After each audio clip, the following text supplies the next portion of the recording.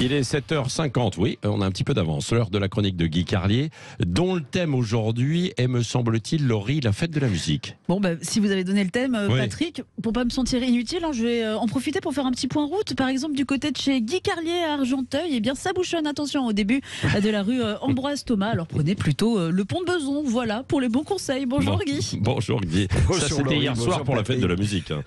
Bonjour à tous. Oui, merci pour ce point en route, Laurie. Rappelons que vous officiez également pour autoroute, enfin Vinci FM, où vous ne vous contentez pas de donner des infos routières, mais vous procédez également à des interviews de personnalités. Et à ce propos, vous m'avez confié il y a quelques jours que votre rencontre avec Nikos Aliagas avait complètement remis en cause vos valeurs affectives. Et on peut dire que Nikos a remplacé Hugo Lloris au cœur de vos fantasmes. Ah bon Mais j'y reviendrai dans une prochaine Ah chronique. bah oui, parce que je voudrais en savoir un peu plus. Vous n'êtes pas obligé. Oui, mais non, restons sur la fête de la musique. Même si on a un peu de temps, un peu Aliagas, d'avance. Laurie Leclerc.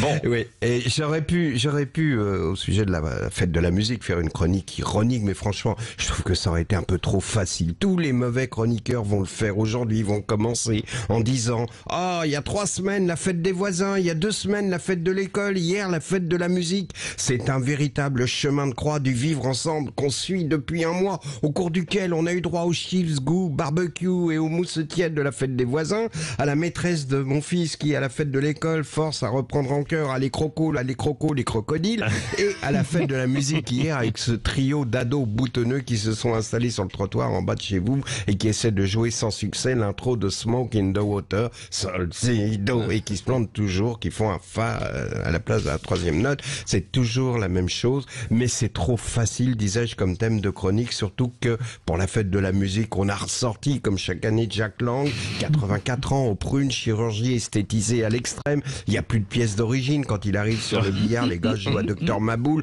Ah, qu'est-ce qu'on enlève aujourd'hui? Mais cet homme qui poursuit l'œuvre chirurgico-esthétique de Silvio Berlusconi mérite le respect malgré tout pour son action au service de la culture, car il faut séparer l'œuvre, on le sait, l'œuvre et la momie, donc, et reconnaître que le passage de Jack au ministère de la Culture a marqué l'histoire contemporaine, parce que il y a non seulement la journée de la musique, mais aussi la journée du patrimoine, vous savez, ces monuments nationaux restaurés à la portée de tout le monde. Et d'ailleurs, Jack Lang, qui est lui-même un monument national, a été totalement restauré. On a refait sa façade, mais on ne le visite plus en raison des risques d'écroulement. Voilà, il a été victime de son succès, un peu comme les grottes de Lascaux. Vous voyez, on a laissé entrer trop de monde, ça a mis le chef-d'œuvre en péril. Tout ça était trop facile, disais-je. Alors, j'ai cherché un autre thème. Et là, je suis face à l'éternelle question, peut-on rire de tout? Peut-on rire de ce sous-marin et de ce compte à rebours stressant de ces hommes à qui il reste moins de 6 heures d'oxygène? C'est terrible? Non. Évidemment, non.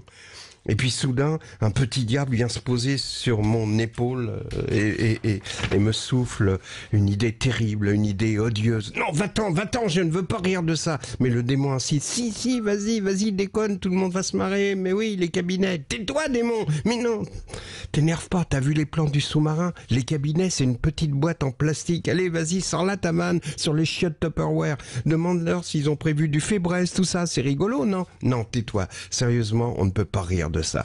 Sur les réseaux sociaux, il y a ceux qui rient de ça, il y a ceux aussi qui font la vengeance de classe, vous savez, du genre, c'est bien fait pour les riches qui ont dépensé 300 000 euros pour cette promenade privée sur les traces du Titanic, on peut se foutre d'eux, on s'en fout, ils sont riches, ils mettent en parallèle ça avec les migrants noyés dans la coque de leur bateau qui traversaient la Méditerranée, et ça c'est vraiment diabolique.